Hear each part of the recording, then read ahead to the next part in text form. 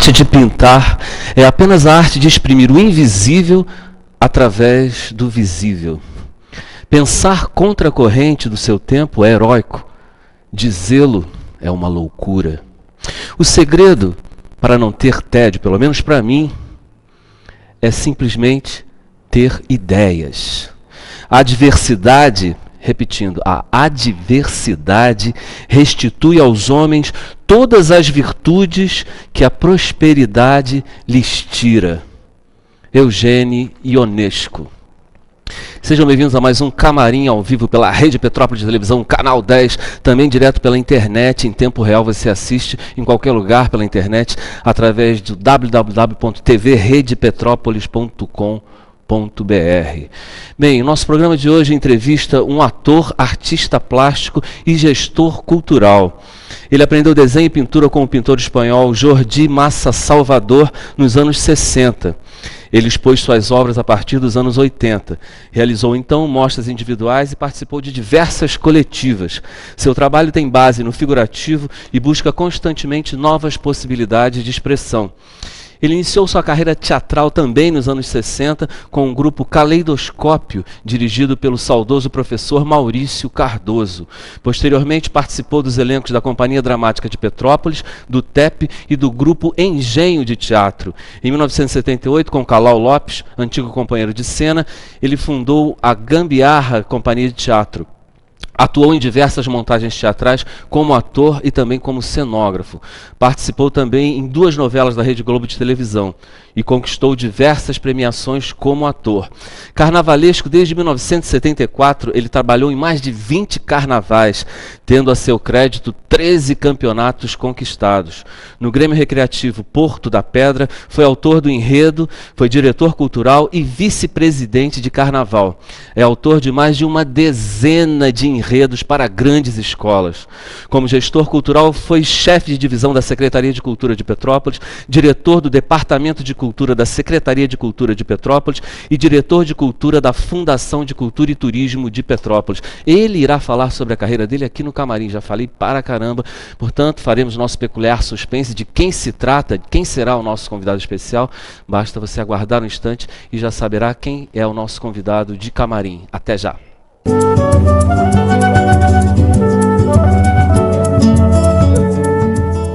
Estava frio porque na época que eu fui à Rússia era justo pouco depois da caída do muro. Era um momento na Rússia estava muito esquisito, muito especial. A origem dela era espanhola. Na Espanha tem no século anterior tinham 2 instrumentos. Um era o chamado vihuela, que era com 6 cordas dobles, e outro que era chamado guitarra, que se tocava, a guitarra se tocava sempre assim, era um instrumento popular. Como? Faz aí mais sim, um pouquinho. sim. Era um instrumento para acompanhar as canções. Sim. Tem muito pouca coisa escrita para a guitarra normalmente era popular. Então a vihuela era um instrumento que se tocava na corte, um instrumento culto.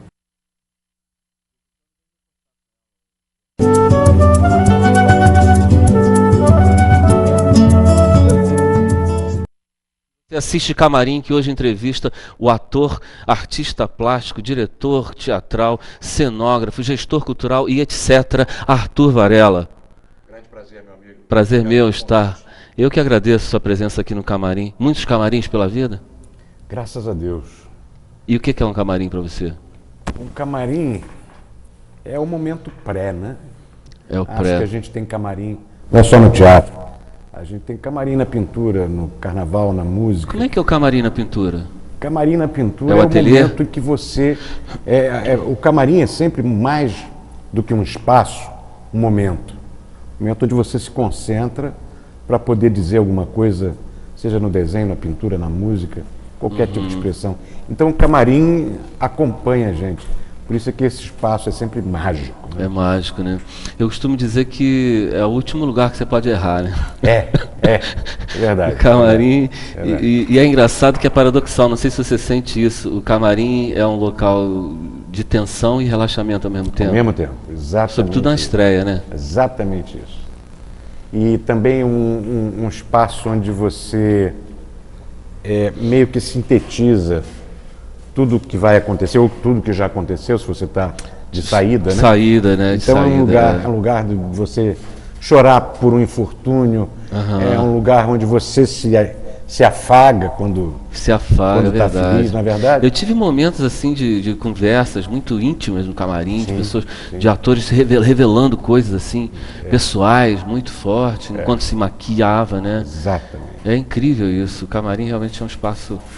Por isso eu procuro assim ter um entrevistado por vez, que eu acho que dá um pouco mais essa coisa dessa intimidade, né? Seu programa é muito, muito legal, o formato e a produção em si. E eu fico feliz, porque esse é um tipo de espaço que a cidade sempre vai precisar. E estava faltando. Ah, que legal. Pô, eu vou colocar aspas e divulgar esse teu parecer.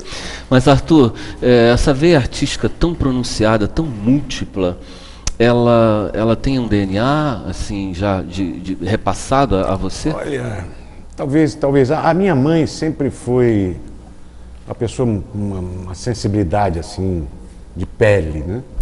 Ela era uma costureira, talvez uma das mais conceituadas nos anos 40, 50 em Petrópolis. Mas ela tinha toda uma sensibilidade para criar os figurinos e tal, e isso ficava muito, muito implícito. Acho que de alguma forma a gente absorveu essa coisa da mamãe. Eu sei que com 5, 6 anos eu já estava desenhando, porque até então, quer dizer, quando criança, eu era muito ligado no visual, na imagem. Então, certamente, a questão do desenho foi para tentar fixar a imagem, que foi a primeira coisa que eu me lembro que me pegava. Sabe? Você se considera mais visual, por exemplo? Eu estou aqui conversando com você, estou preocupado com o retorno. Vou pedir até para o Josias, né, que a gente está fazendo ao vivo, obviamente. Josias, diminui um pouquinho o retorno naquele monitor lá, por gentileza. Você estava ouvindo esse monitor? Não. Não, né? Você se considera mais visual do que auditivo, embora você seja músico também, compositor. Pois é, Marco. Mas eu acho que a coisa é meio assim. A gente que tem um DNA posado na arte permeia em linguagens distintas. Eu não acredito que exista o artista de uma única expressão. Na verdade, ele pode até ter conhecido a técnica de uma única expressão. Na verdade, o artista é o ser, né? É a possibilidade. Mas existe aquele que faz arte, que é o tocador, né? Ele só toca aquele instrumento porque ralou em cima, mas ele não é artista. Isso a gente vê, né? Pessoas tramitando num setor artístico, mas ele é só um executor daquilo, né? Ele passou para outra linguagem, ele não tem... Exatamente, não está à vontade. Não tem o Midas artístico, né? Mas você vê... Toque Midas artístico. Eu começo com o desenho, que é uma atividade solitária, mas logo, aos 16 anos, eu sou guindado para o teatro, por uma mera coincidência. Lá, os outros companheiros foram absorvidos, chamados pelo Canto da Sereia do grande professor Maurício, para fazermos o primeiro grupo de teatro de estudantes da cidade. E eu fui naquela onda, participar daquilo tudo, mas sem nenhuma expectativa enquanto desenvolver uma atividade de ator. O meu negócio, de novo, era a cenografia, era montar e desmontar aquela traquitana toda. Eu gostava disso. E eu não pensava nunca em subir no palco. Até que, em determinado momento, numa terceira montagem do Maurício, uma peça do Casona, chamado Barco Sem Pescador, um dos atores foi impossibilitado de fazer a cena, uma ponta, né? E o Maurício me escalou: você vai fazer essa ponta. Eu não quero, mas vai fazer e acabou. Não tem outro. Falta 15 dias para estrear e tal. E assim eu fui fazer uma pontinha no primeiro ato. Que legal. E não saí mais, né? Porque a gente não sai. Então, quer dizer, a tua parte era mais cenografia. Que você ainda continuou desenvolvendo posteriormente. Passei a desenhar, pintar. Conheci um grande pintor espanhol, o Jorge Massan Salvador, tive aulas com ele, foi uma espécie de discípulo nos tempos modernos e tal. Mas a minha pintura sempre foi uma coisa muito, muito minha. Eu tinha grande crítica em cima dela, não queria expor e tal. Só vim expor depois de Burro Velho. E você, pois é, você se considera, no o seu lado pintor, ele é mais tímido. O Arthur pintor, Muito. ele é mais reservado que o Arthur Tímido, reservado, crítico em excesso, tá entendendo? Eu custei muito a ter coragem de expor minha obra, de abrir e tal. Já o teatro não. O teatro é uma coisa que foi explodindo, e não tenho nenhum... Eu me sinto em casa. Você considera o Maurício Cardoso um grande mestre no teatro da sua vida? Ele foi, eu não vou dizer um grande mestre, na verdade ele era um grande apaixonado. O que ele conseguiu fazer com essa geração foi colocar... Estimular. Foi colocar a maravilha do teatro, a mágica do teatro, acessível a jovens de 16, 17 anos. Sim. Então, quer dizer, aí você parte para aquilo, descobre e depois você vai embora. A maioria dos contemporâneos, Maria Helena Pader, hoje é a maior dubladora do Brasil, enfim, tantos que foram e estão aí fazendo suas carreiras até hoje. Né? Pois é, você falou então que você começou desenhando e aí depois começou a fazer a parte visual dos espetáculos, né? Depois aprendeu pintura. E a música, como é que ela entrou na sua vida? A música entra na medida das bandas de colégio. Ah, sim. Você foi liceu, Então, foi primeiro a própria banda do Colégio Werneck, onde eu fiz ginásio, comandante. Aquilo me atraía, aquela pompa, aquela imagem, os bumbos, os taróis e tal. E depois a gente tinha como referência a banda do Senip. E eu acabei, mesmo sendo aluno do Werneck, bater as portas do Senip. E fui muito bem recebido. E fui aprender gaita de fole, e fui aprender a tocar pífaro. Sim. E aí conheci Hernani Aguiar, meu irmão hoje, e o professor Volney, que foi um pai para mim. E aí tu se mistura nesse mundo. Nós tivemos um trabalho juntos, não sei se você vai lembrar, que eram 2 flautas, 2 violões, Caravela. Caravela, isso. Lembra disso? Patrícia Regadas, Suca Yunes. Lembro. Suzete Yunes, lembra? Suzete, E os festivais, né? Participamos de festival, inclusive. Aí, pois é, em virtude do flautim você toca da ainda banda, flauta transversa? Eu acabei aprendendo, tocando mais ou menos uma flauta transversa, mas não desenvolveu? Não desenvolvi. Fiquei lá, ela minha amiga, e de vez em quando toquei na noite alguma coisa com um grupo muito doido, na época do Mafagafos e tal. Sim. E era interessante. Engraçado que a vida noturna aqui Petrópolis, né? Já foi melhor, né? Foi, ela é interessantíssima, a gente passava por... Aumenta o número de habitantes e a vida noturna diminui? Petrópolis é uma cidade sui generis, você sabe. Sui generis, né? É verdade, Mas então, Arthur, e você quando você pinta e você produz, você está sempre ouvindo música ou não necessariamente? Gosto muito de misturar os canais. E o que você ouve? De tudo, preferencialmente clássico. Clássico de que período? Gosto muito do barroco, sou apaixonado por Mozart. Sim. Apaixonadíssimo por Mozart. Gosto de Bach. Bach também, né? Gosto muito de Bach. Pois é, então vamos voltar pro teatro. Você trabalhou como ator em muitos espetáculos, né?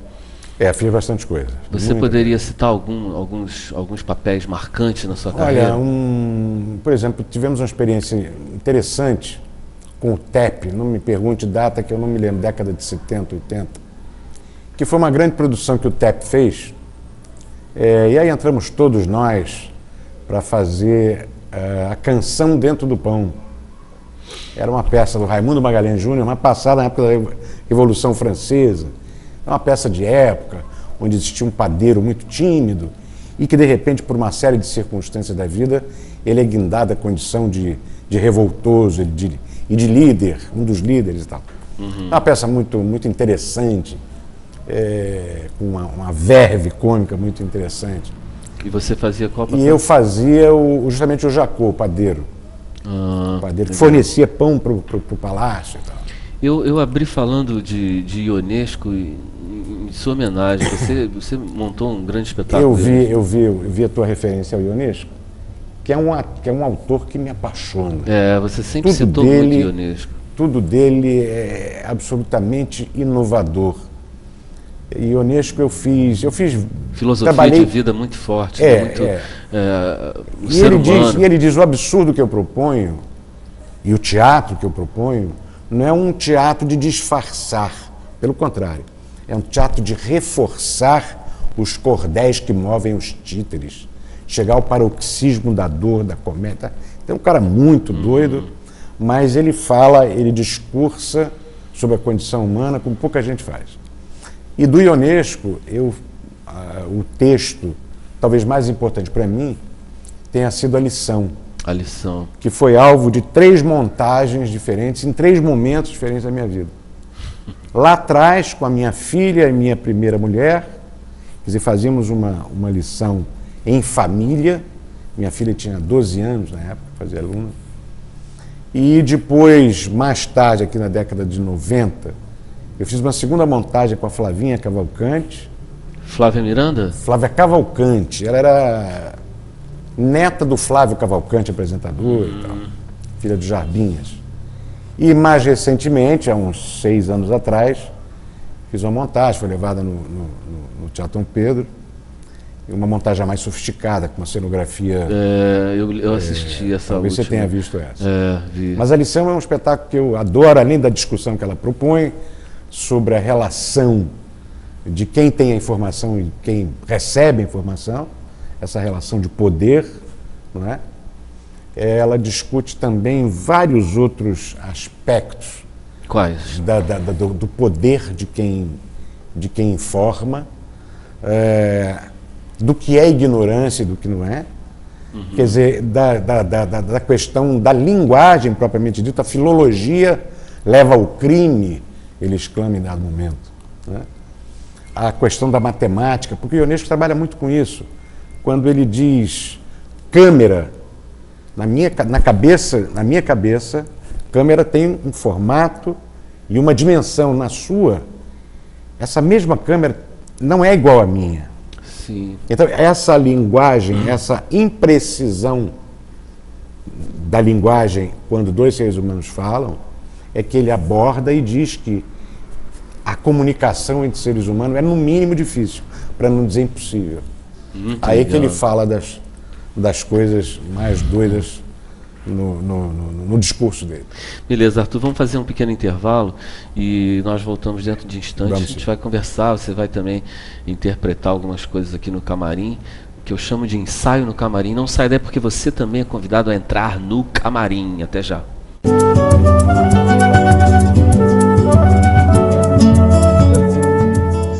Estava frio porque na época que eu fui à Rússia era justo pouco depois da caída do muro. Era um momento na Rússia estava muito esquisito, muito especial. A origem dela era espanhola. Na Espanha tem, no século anterior, tinham 2 instrumentos. Um era o chamado vihuela, que era com 6 cordas dobles, e outro que era chamado guitarra, que a guitarra se tocava sempre assim, era um instrumento popular. Como? Faz aí mais sim, um pouquinho. Sim. Era um instrumento para acompanhar as canções. Sim. Tem muito pouca coisa escrita para a guitarra normalmente era popular. Então a vihuela era um instrumento que se tocava na corte, um instrumento culto.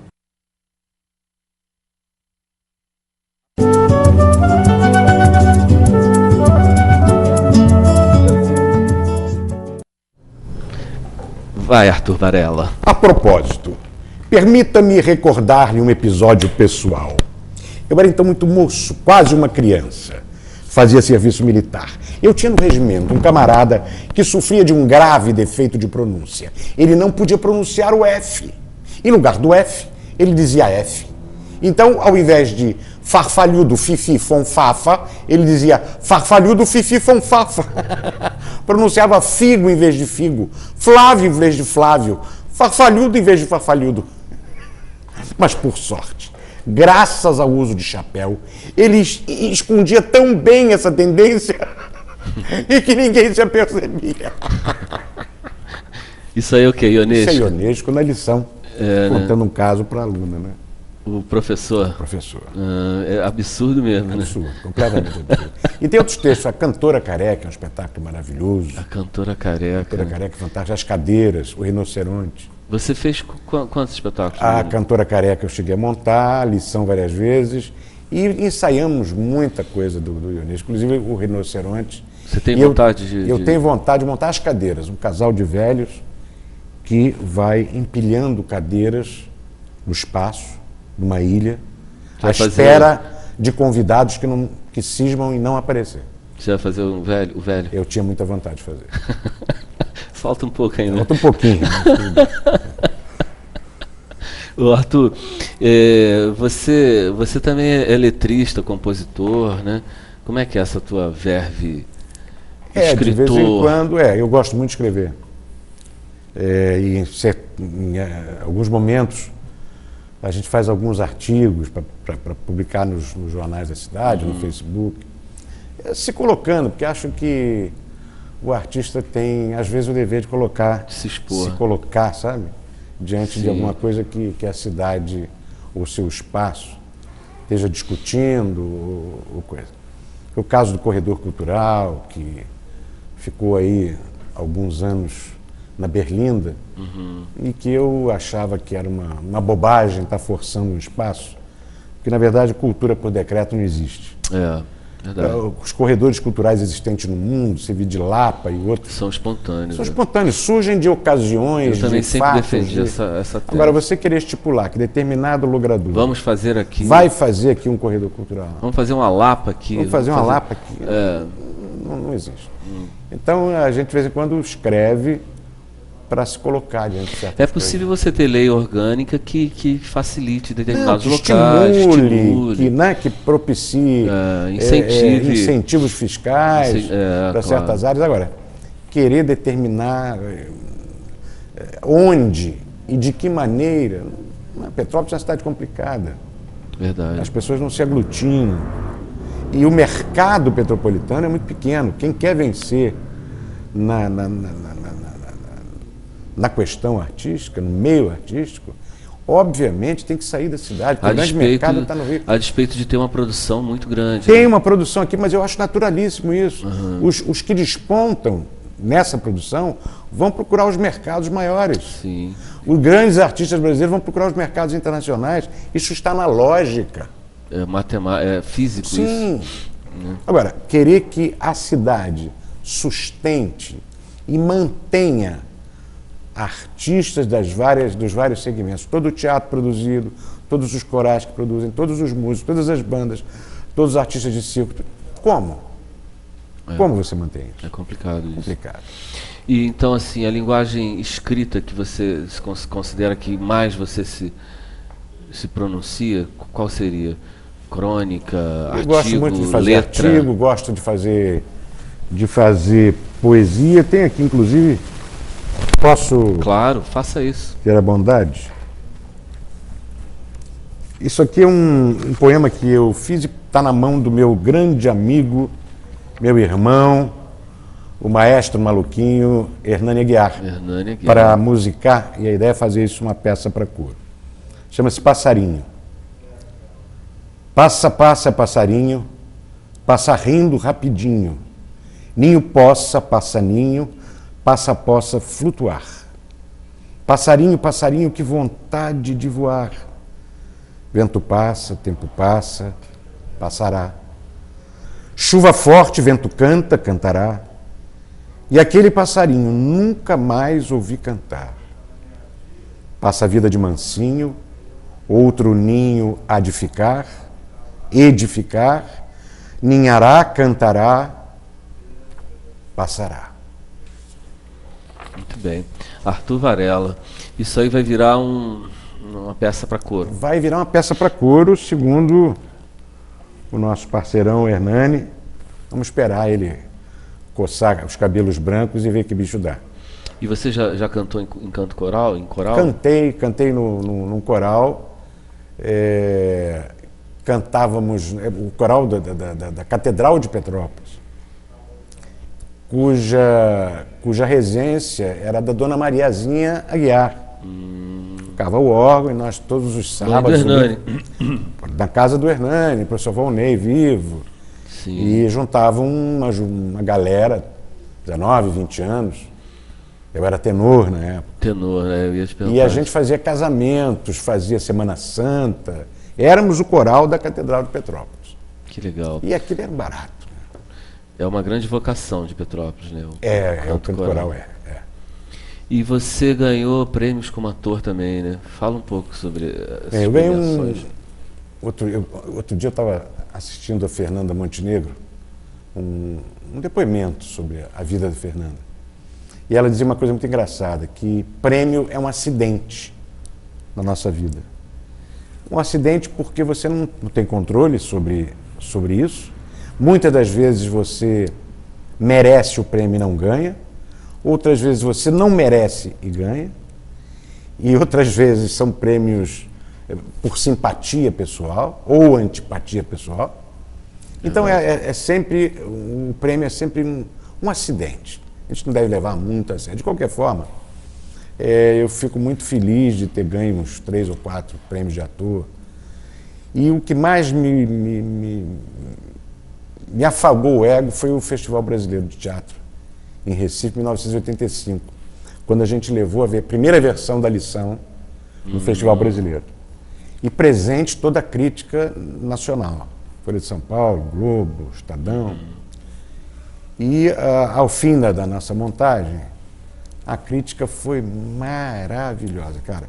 Depoimento da dona Ilka Zanotto, grande crítica paulista, foi assim de comover. Eu vi esse espetáculo em Paris, e o espetáculo de vocês, com toda a humildade, não deve nada ao que eu assisti em Paris. Guardou essa frase. Guardei. Tem que guardar. Vou publicar isso, depois te mando a coisa. Hoje eu quero esse artigo e não consigo. Você chegou a ler o artigo? Não li o artigo. Mas sabe que ela Na publicou? época, sei que ela publicou. Tinha que fuçar isso, né? Não pra sei onde. encontrar. Quer dizer, provavelmente nos arquivos da Folha deva ter. E a sua experiência como ator de novela, como é que foi? Pois existia uma questão na época, década de 70 e 80, o pessoal de teatro, o pessoal todo ainda com olhos de esquerda, naquele momento que se vivia, nós não tínhamos vontade nenhuma de nos misturarmos com a televisão.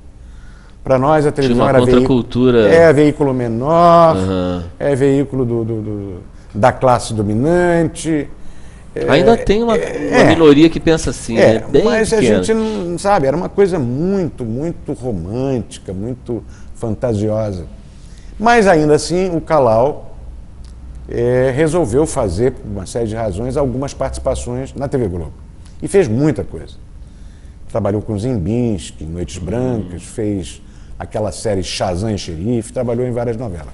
Numa dessas novelas ele não podia ir, estava escalado, chamava-se Uma Rosa com Amor, com a Ioná Magalhães, grande elenco. E ele não podia ir porque tinha provas na Faculdade de Direito. E falou, olha, tem um amigo aqui que é ator, muito bom, não sei o que, está afim de ir. Eu vou lá para conhecer isso. E aí fiz os capítulos, 3 ou 4 capítulos, ganhei um cachezinho bom e voltei. Conheci o interior, como é que é a sistemática, como é a produção de uma novela de TV.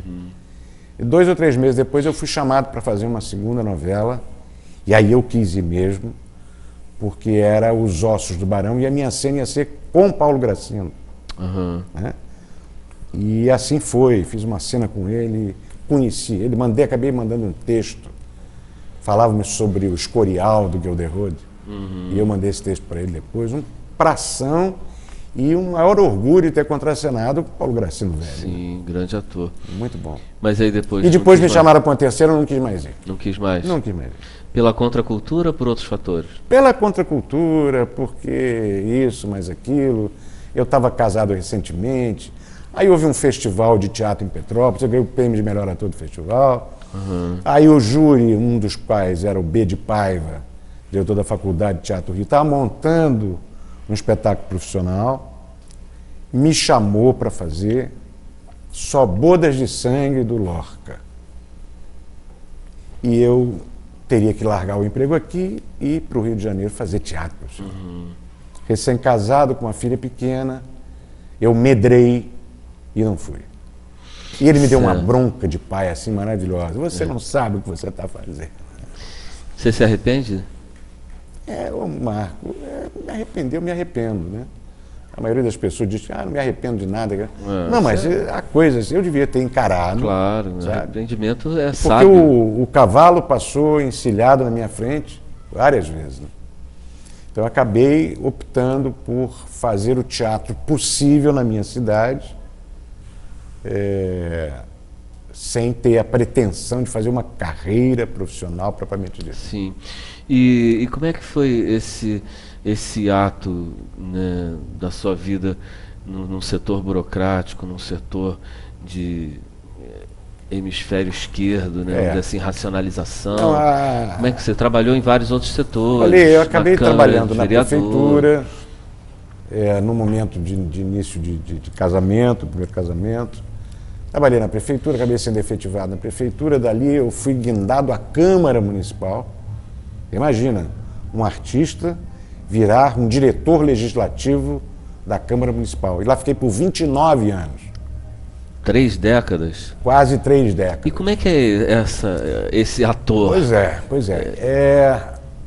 A questão é, como é que alguém permanece num cargo de confiança, numa casa política, como é a Câmara, essencialmente política, justamente porque eu não me meti com a política.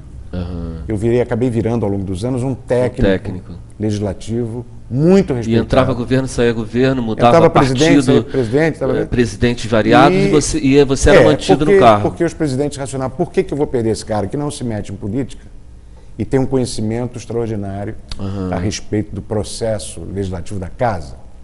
Não é? E assim eu fui ficando, e até que em 95 eu saí e estava aposentado já e decidi, bom, agora eu vou tocar a minha vida com o Calau, estava aí com a gente. E logo depois Calau faleceu, e a nossa empresa, Procênio, degringolou, e eu fiquei sem vontade de nada, e veio um convite do Charles Rossi, que foi o presidente da Fundação de Cultura, na época do Paulo Mostrange, de participar do governo como diretor de cultura. Eu pensei, voltar ao poder público, mas estou na minha área, na cultura, né? Tentar fazer alguma coisa. E lá fiquei 1 ano, trabalhamos juntos, com tantos outros colegas, e eu fiquei muito feliz do ano que eu participei lá, com uma equipe que falava a mesma língua. Fizemos muita coisa boa. A Bauer Fest, o Prêmio Mestre Guerra Peixe de Cultura, você ajudou muito, colaborou muito com a formação do prêmio. A cara da Bauer Fest, né? Trouxemos de novo a identidade germânica muito forte, a Serra Serata. Independente das produções que a gente fazia, rolava um clima de discussão cultural o tempo todo, fora inclusive da Fundação. Verdade. Fazíamos reuniões na casa da extralúdica. Extralúdica. Dá saudade. É verdade. E voltando lá, assim, esses 30 anos, vou considerar 30 arredondando, né, lá na Câmara Municipal, foi um laboratório teatral para você? Não deixava de ser. Uma vez, inclusive, um jornalista do Diário, quero lembrar o nome dele, não estou conseguindo, fez um artigo sobre isso, descrevendo, digamos, o comportamento dos vereadores em plenário, né, numa sessão aberta, e aí ele faz uma menção à minha condição de diretor da Câmara, mas ele enxergou ali não o diretor, o burocrata, enxergou um ator que se valia de suas ferramentas de ator para construir um personagem impassível, que fosse incapaz de rir de alguma bobagem, de se desesperar em virtude de alguma tragédia ali para o povo. Então ele faz um artigo paralelo perfeito, cara. Interessante. Ele sabia que você tinha trabalhado com teatro? Sabia, todo mundo sabia. E como é que você se viu nesse personagem que ele colocou, que ele Eu achei enxergou em você? achei aquilo muito engraçado. Porque pela faz primeira sentido vez, isso? fazia sentido. Faz sentido, porque na verdade o que estava ali não deixava Era de um ser ator. um personagem Um cumprindo o personagem. seu papel Personagem. seriamente, tá entendendo? De interpretar regimento interno, de conduzir a sessão legislativa, de orientar cada um, mas sem nenhuma forma de participação ou de tendência. E isso não deixa de ser difícil, porque a tendência nossa, emocionalmente, é a gente se envolver com um lado, com uma questão e tal. sim. E isso eu observava, eu tinha um distanciamento brechtianiano Muito daquela bom cena isso, lá. Muito bom. E você também é uma pessoa, me parece, uma pessoa adaptável e de uma boa comunicação com diferentes estilos de pessoa, personalidade. Sim. Como é que é isso? Você sempre teve Eu essa sempre- facilidade de se comunicar sempre. com classes distintas, pessoas de temperamentos diferentes? E eu vivenciei uma experiência diferenciado. muito interessante a respeito disso no mundo do samba. Quando, aos 20 e tantos anos, eu fui meio que descoberto para o samba petropolitano pelo Valdir Mariano, fundador da Independente de O Petrópolis. Valdir está Valdir presente Mariano, aí, então? está presente, está aqui hoje. Grande Veio, Valdir. veio me servir de bengala depois dessa cirurgia. Aham. E eu começo aí a conhecer o mundo do samba. Ele raciocina assim, um cara desenha, pinta, então ele pode perfeitamente Transformar isso e foi no meio que carnaval como um todo. seduzindo naquele universo e tal. E o mundo do samba, sobretudo naquela época, você tem as diversas faixas socioculturais ali. Você tinha alas do Eckner Andrade, enfim, de dentistas, médicos, e você tinha o pequeno mesmo, o humilde mesmo, sabe? O compositor que vinha te perguntar como elaborar um verso do samba enredo, né?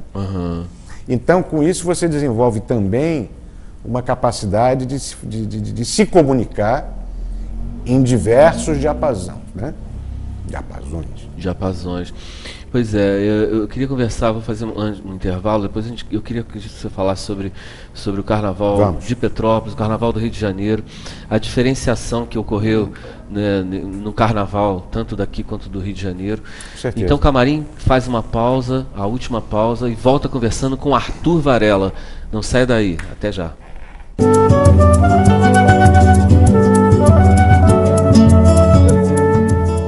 Estava frio porque na época que eu fui à Rússia era justo pouco depois da caída do muro. Era um momento na Rússia estava muito esquisito, muito especial. A origem dela era espanhola. Na Espanha tem, no século anterior, tinham dois instrumentos. Um era o chamado vihuela, que era com 6 cordas dobles, e outro que era chamado guitarra, que a guitarra se tocava sempre assim, era um instrumento popular. Como? Faz aí mais sim, um pouquinho.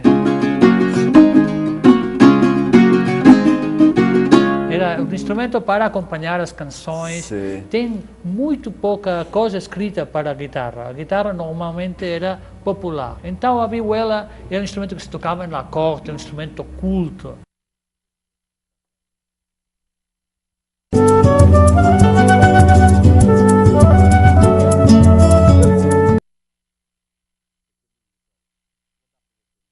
Você assiste Camarim conversando com o Arthur Varela. Vai, Arthur, o que você vai ler aí? Não, eu vou dar para você ler um texto que, na verdade, é a introdução de um dos últimos espetáculos que eu fiz, chamado Encontros. Esse é um texto do Wilson Saião, um autor carioca fantástico, vivo. E eu queria que você lesse, porque é um texto muito bonito. Lê? Eu ler? Isso. De prima, sim? De prima. Texto de introdução do espetáculo Encontros, de Wilson Saião. Estamos todos num teatro, quer dizer, num tablado, numa clareira, numa esquina, num terreno baldio, numa noite de lua cheia. Numa noite de lua cheia, onde os homens marcaram um encontro com a sua exaltação e a sua angústia. Isso para lhes dar uns beijos e uns tapas. Somos atores, quer dizer, pessoas que se sentem estranhas e inquietas no meio das outras pessoas e que só se sentem melhores quando reproduzem com muita paixão, muito cinismo, muita crueldade, mas também com uma certa tristeza e piedade, o jeito de ser e de viver dos outros homens, como se ao mesmo tempo fossem e não fossem uma pessoa como qualquer outra pessoa. E é quase sempre assim que nós atuamos, com uma vontade de nos redimir, de nos libertar e com uma vontade de rir, que se parece muito com a vontade de chorar. É maravilhoso isso. Muito bonito isso. Muito Pô, bonito, obrigado muito pelo bonito. presente. Quer dizer, Isso é muito lindo. Isso é espero o Wilson ter- Saião. muito legal. O que mais você trouxe aí, Arthur? Ai, tem Vamos tanta abrir coisa esse aqui, arquivo rapaz. dos poemas. Olha aqui, tem muita coisa. Poética. Vinícius de Moraes. Lê aí. Deixa eu botar o óculos aqui. Para perto eu sou meio cegueta. Vinícius é Vinícius. Ele diz: de manhã escureço, de dia tardo, de tarde anoiteço, de noite ardo. A oeste a morte contra quem vivo, do sul cativo o oeste é meu norte. Outros que contem passo por passo, eu morro ontem, nasço amanhã, ando onde há espaço, meu tempo é quando. Meu tempo é quando? É perfeito, Meu né? tempo é quando, é perfeito. Né? Agora temos aqui também o fantástico, adoro Fernando Pessoa, cara. Eu também. Putz, eu sou Outro dia um fã, cara. estava lembrando disso. O Calau dizia muito isso. Tudo vale a pena se a alma não é pequena. Isso é um extrato desse poema curtinho, chamado Mar Português, do Fernando Pessoa. Ele diz: ó mar salgado, quanto do teu sal são lágrimas de Portugal. Por te cruzarmos, quantas mães choraram, quantos filhos em vão rezaram, quantas noivas ficaram por casar para que fosses nosso amar. Valeu a pena? Tudo vale a pena se a alma não é pequena. Quem quer passar além do bojador, tem que passar além da dor. Deus ao mar o perigo e o abismo deu, mas nele é que espelhou o céu. Lindo demais isso. né? Lindo, lindo, lindo, lindo. E essa alusão do mar com o sal, né? Depois É. muitas pessoas usaram em muitos outros Quanto momentos. desse sal são lágrimas de Portugal. Sal do Danado, ele é danado. Ele é danado. água do mar. Mas falemos sobre carnaval. Mas então, carnaval, né? Você foi, se é que eu posso dizer foi, ou é? Você é, né, um carnavalesco. Sou. Ninguém deixa Gosto de muito ser de escrever carnaval. enredos ainda. Você fez carnaval esse ano? Ano passado? Não. Há não. quanto tempo você não faz carnaval? Cara, muito tempo. O último carnaval que eu fiz foi na cidade, quando retornei do Rio de Janeiro. Então tem tempo, hein? Tem muito tempo, esse 2003 Tá na hora de voltar, ou 2004. Ou eu posso dizer que você foi? O problema é que você faz carnaval quando há carnaval, né? Quando, né? E a cidade perdeu o seu carnaval, o carnaval da cidade murchou, sumiu. De 0 a 10, o que foi o carnaval de Petrópolis e o que é o carnaval de Petrópolis, 0 a 10 também, em 2 momentos? Na Você década daria- de 70 e 80 até o início de 90, passamos aí 2 décadas, com o carnaval sendo descoberto pela classe média, que não tinha o acesso fácil ao desfile do Rio de Janeiro. Então foi descoberto, na época, o samba petropolitano era meio marginal, meio coisa de mau gosto. Quando a classe média descobre o carnaval, se mistura com as entidades, participa das escolas, o nível de arrecadação, o nível financeiro melhora, as escolas passam a se produzir melhor, surgem líderes desinteressados de dinheiro, pelo contrário, que botavam dinheiro, políticos, artistas, enfim. E nesse momento você tem o período áureo das escolas de sambas e dos blocos petropolitanos. Nota 10? 4 escolas e pelo menos 5 grandes blocos, Milionários, Grilo, Não Me Viu e tal. Esse foi o momento de ouro. A partir daí, quando se resolve profissionalizar o carnaval, no sentido de eu quero ganhar dinheiro com isso, vem a história do mercado de novo. Esse momento, a qualidade cai e os dirigentes não trabalham a verdadeira essência do carnaval, que é o samba como manifestação de cultura, não é apenas como pretexto para ensaio. Samba é, antes de tudo, manifestação de cultura, da música brasileira. Nesse momento, os dirigentes se perderam, os blocos quiseram virar escolas atrás de dinheiro mais fácil e surgiram, daquele momento, que eram 4 escolas de samba, hoje tem mais de 18, quando não há espaço para isso. Não há samba, não há povo para isso. Então, uma escola de samba hoje em Petrópolis, pasme, desfila com 300 componentes. Esse é o tamanho de uma bateria no Rio de Janeiro. Então, quer dizer, quando isso começou a ficar patente, a cidade meio que abandonou o carnaval, as autoridades não investiram mais também, e uma coisa puxou a outra. Hoje é o cão correndo atrás do rato, né? Então estamos há 2 anos sem carnaval. Você omitiu nas notas, mas já fez estamos há 2 anos sem carnaval. Um preâmbulo comparativo muito forte, né? Há quem diga que Petrópolis não tem vocação para samba, né? Eu ouço muito esse comentário. O que você diria sobre isso? E que Petrópolis deveria ter um carnaval fora de época? Olha, eu acho que, ao contrário do Rio de Janeiro, onde geograficamente as populações negras foram, na verdade, não escolheram os morros, não escolheram as favelas, foram tocadas para a periferia e para os morros. E lá elas se constituíram em guetos culturais fortíssimos. O samba nasce no morro e depois, gradativamente, ele vem para o asfalto e conquista o asfalto. Ao contrário do Rio de Janeiro, Petrópolis não se dá isso. Os focos de negros aqui, até onde eu pude pesquisar, não manifestaram esta força. Entendeu? Então nós tivemos aqui colônia germânica. Com negros, com portugueses, sim, mas não vicejou a coisa aqui como no Rio ou na Bahia.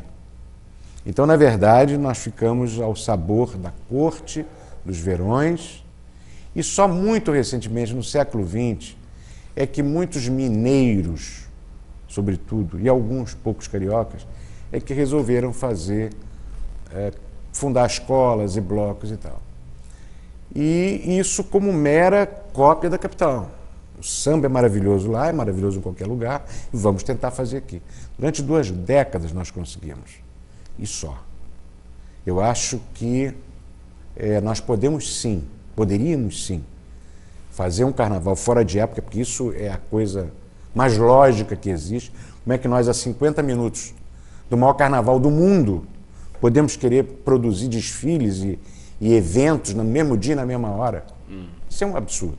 E todo mundo já fez isso. São Paulo. Não deixar de ter carnaval no período de Claro carnaval, que não. porque Você é um faz feriado, os bailes, você faz os desfiles. Mas acho que nós podíamos até tirar o carnaval fora de época e conscientemente produzir um carnaval mais com a cara de Petrópolis, que foi a história do Corso. Sim. De tanto fuçar as origens do carnaval petropolitano, eu descubro que o famoso Corso, que foi o carnaval do Rio de Janeiro, no início do século, de 1904 a 1907, era Corso, não tinha grande sociedade, não tinha rancho, não tinha escola de samba, então surgiu muito mais tarde. O Corso era um grande desfile de carros, de automóveis conversíveis da época, a se encontrarem no centro do Rio de Janeiro e fazerem batalhas de confete, serpentina, água de cheiro, enfim. Isso era o must. Eu descubro que o Corso nasce em Petrópolis, 20 anos antes, com charretes de cavalos, amigo. Existe foto de 1880 com esses grandes desfiles naquela região da Praça da Liberdade, com as pessoas em cartolas e fantasiadas e fazendo batalha de flores. Legal. Então, isso, na verdade, o carioca rico que vinha para cá no verão, produzia juntamente com os colonos, donos das charretes e das carroças, esse tipo de coisa, e isso, o carioca que produziu isso aqui, levou para o Rio e lá na virada do século, com o automóvel, virou o Corso Carioca. Então, se nós temos essa raiz de corso aqui, por que não produzir isso conscientemente, num carnaval fora de época, um carnaval imperial, e fazer uma coisa muito aos moldes europeus Você mesmo? já tentou isso? Eu tenho um projeto sobre isso há muitos anos, mas é preciso que a cidade queira fazer isso. Não sou eu, a cidade, o poder público, os dirigentes das entidades. Vamos montar cursos, uma coisa diferente, entende? Porque fazer uma cópia da capital, eu acho que vai ser perda de tempo.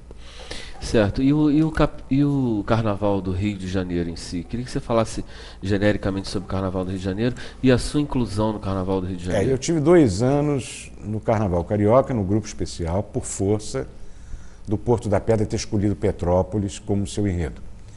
Eu acabei sendo o autor do enredo e, a convite da presidência da escola, acabei descendo para assumir a vice-presidência de Cultura, para representar justamente o Porto da Pedra na Liesa, na Liga, e também para orientar o carnavalesco sobre as questões da cidade.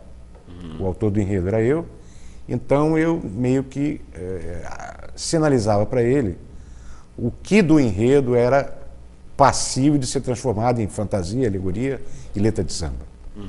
Então essa era a minha função. No ano seguinte eu fui dado a condição de vice-presidente de carnaval.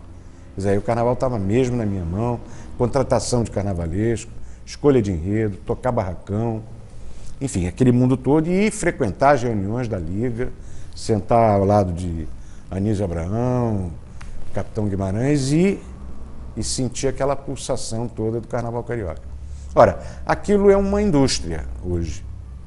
As grandes escolas do Rio de Janeiro são empresas que funcionam o ano inteiro, com uma programação, com orçamentos, com reuniões, com planejamento, e mesmo assim, com tudo isso, sempre tem alguma coisa que dá errado aqui e ali. Você investe 10, 12 milhões num carnaval e, de repente, uma roda do carro quebra na curva e você perde todos os pontos e perde o desfile. Mas o Carnaval do Rio hoje está um carnaval muito, muito nivelado, mas está muito vocacionado para o turismo. O turismo e a transmissão para o mundo inteiro. Virou um espetáculo. Virou um grande espetáculo, televisionado para mais de 80 países. E para aquela... Pirotecnia. Pirotecnia, e não se sabe onde vai parar isso. E o samba também o samba perdeu a cadência. Perdeu justamente o molho e o sabor, na medida em que as escolas viraram super escolas de samba S.A. O tempo, a aceleração. 5 mil pessoas para passar no mesmo percurso. Uma marcha. Obviamente, aqui o samba virou marcha. Na medida em que vira marcha, você perde, não é, os desenhos que o samba te proporcionava. Eu fiz um samba que tem um refrão assim: o samba perdeu melodia, perdeu o paticundum. O samba de hoje parece um carro de Fórmula 1. É porque é aquilo mesmo, tac. Fica uma aceleração. E vai embora. Então você não tem melodia que se espalhe no meio desse ritmo doido. Quer dizer, então, nesse sentido, o samba perdeu muito. E também... Você foi ator de muitos sambas, samba enredo. Aqui para Petrópolis fiz muito samba enredo. Agora, enredos para o Rio, eu fiz alguns, né? E tive um episódio assim de um roubo de enredo.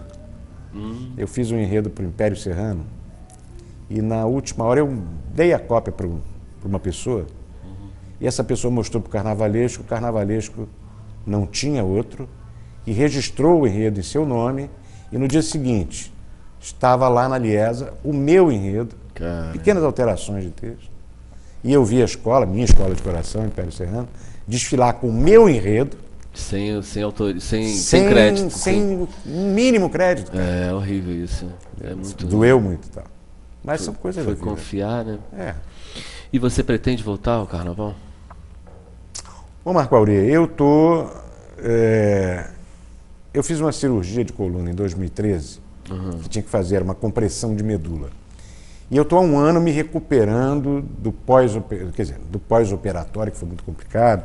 A perna esquerda sumiu, as mãos ficaram muito dormentes. E eu estou me recuperando há um ano, agora que eu estou andando de muleta Porque e tal. carnaval é mão na massa. Carnaval é mão na massa, é desenho, a minha mão ainda é dormente, um pouco dormente, então meu desenho ainda não é preciso. Minha ferramenta de ator, que é minha emoção, minha voz e meu corpo, ainda está limitado para eu pisar num palco. Então eu estou num compasso de espera, trabalhando com a cabeça, Recuperação. escrevendo, mas almejando muito voltar ativa em todos os pontos. Vamos ver se Deus permite. Todos os pontos você diz também a Procênio, ressuscitar a Procênio? É a Procênio em virtude de um Procênio para quem não sabe, é minha uma produtora, produtora, uma agência de produção exatamente. Com o falecimento do Calau, que era meu sócio, o patrimônio dele, inclusive as cotas da Procênio, entraram num inventário complicadíssimo, com filhos, e tal. Então eu estou agora montando uma nova empresa, chama-se Matiz, agência de cultura. Como? Matiz. Matiz. E que daqui a um mês está aí na área para E produzir você coisas. que perpassa diversos matizes, a Matiz também vai ser versátil? Vai ser... Espero em Deus que seja. Espero em Deus que seja. Mas você pretende focar em algum tipo de produção ou não? O que pintar de produção cultural em geral? Produção cultural, de trazer espetáculo, de produzir coisas aqui, de trabalhar com memória, com vídeo. Você falou da tua parte como gestor cultural, eu também atuei como gestor cultural, embora seja artista. E assim, é um setor diferenciado, apesar de você trabalhar no seu setor, né? Mas você está envolvido com a questão da política, a questão daquele momento, né? Tem o quando ali, né? E a questão, quando você está dentro do poder público, essa era sempre uma pergunta que eu me fazia. O que cabe ao poder público fazer na cultura? O poder público não é produtor cultural. Não. Ele não tem que produzir e virar um concorrente do produtor, do artista, tá certo? Certo. Ele deve entrar em eventos, em ideias que o produtor comum não fará. O produtor comum dificilmente fará uma Bauernfest. Sim. Seria até maravilhoso que ele fizesse. Está entendendo? Que a comunidade alemã, outrora muito forte, fosse capaz de tocar Bauern. E o poder público vinha e abraçava e apoiava. Sim. Porque eu acho que a essência do trabalho do poder público é dar apoio, é insuflar, é incentivar, é fazer cócegas. Sobretudo o que já provocar. tem um fomento. Claro, né? Assim, claro. Porque é provocar. Não dá para inventar a roda, o poder Pois público não pois pode inventar a roda. Né? Hoje nós temos uma produção coral muito forte na cidade. Temos uma produção musical num aspecto mais amplo. Temos grandes bandas, grandes músicos. Sim. Você é um deles. Grandes músicos na cidade. E nós não temos um evento de ponta que reúna esse povo, que discuta a questão da MPB. Não temos. Tá aí, quem sabe a Matiz não faz. Quem sabe a Matiz não faz. Arthur, eu quero agradecer a sua presença no Camarim. Grande prazer, amigo. Fica com Deus. Grande abraço. Muito obrigado. Melhoras aí na sua recuperação. Obrigado. E Camarim vai ficar por aqui. Amanhã, terça-feira, reprise às 2 da madrugada. Domingo, reprise às 19h30. E na terça que vem, mais um programa inédito. Um grande abraço e até a próxima terça.